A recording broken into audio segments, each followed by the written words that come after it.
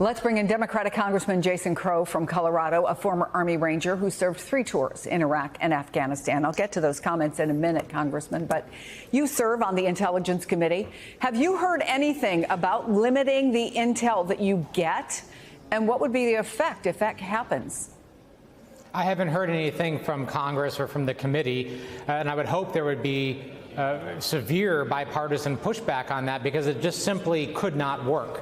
The United States Congress is the only authority that can declare war. We're the only authority that can pass a budget for the military. We're the only authority that actually makes the laws that build our military and provide authorization for intelligence programs, for covert action programs, for basically everything that the commander-in-chief does. So the idea that we would have limited information or limited intelligence for the first time in history simply does not add up.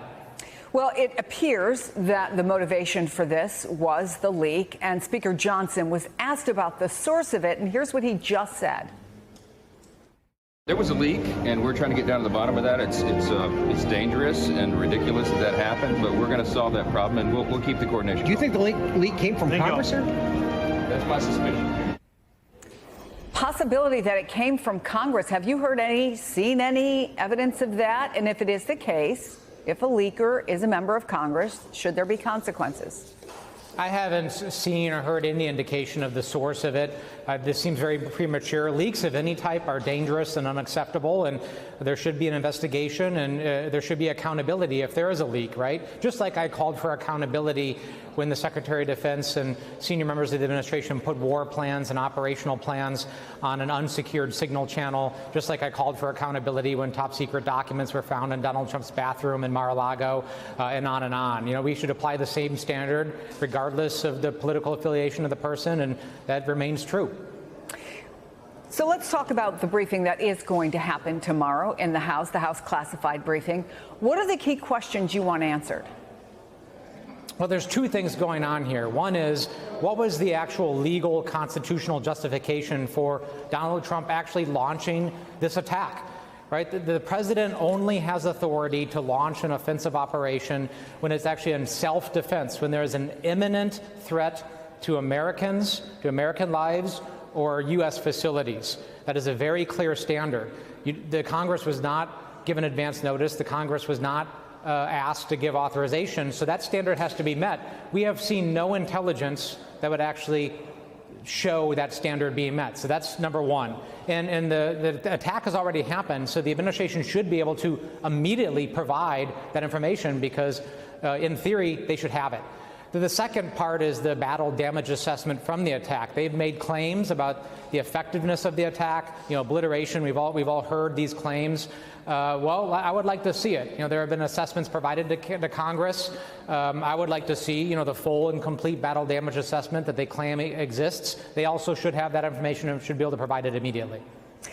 Today at the briefing, Chairman Kaine, the chairman of the Joint Chiefs, went into detail that we had not heard before about how extraordinary it was, what was pulled off by the U.S. military. I think we can all acknowledge what the pilots, what the refuelers, what everybody involved in that operation did. Having said that, you heard Secretary Hegseth say that questioning the assessment of the president, which came that same night within just hours, talking about obliteration, undermines the success of the military who undertook that operation.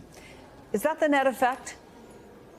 Listen, I don't think I can more strongly push back and condemn that notion that you can't both criticize a military operation and question as a member of Congress whether it's effective, because that is our constitutional obligation, and at the same time praise the service members that carried out something that was a remarkable operation by any metric, right? Doing something like this is extremely dangerous, and they all came back safely.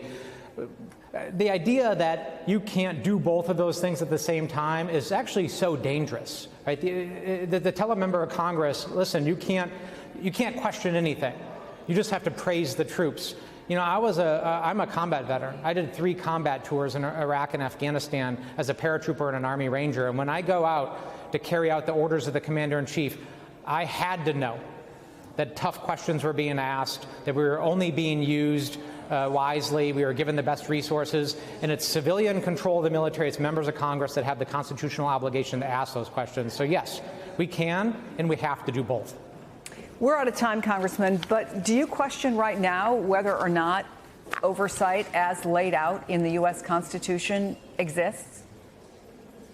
Yeah, of course I do, right? Because we're not getting information. We're just not getting the information that the United States Congress has an obligation to receive and a duty to assess, to do our job, and to make sure that we are protecting the American people, that we are defending this nation in the right way, as our oath requires us. We're simply not getting it right now, and it's unacceptable.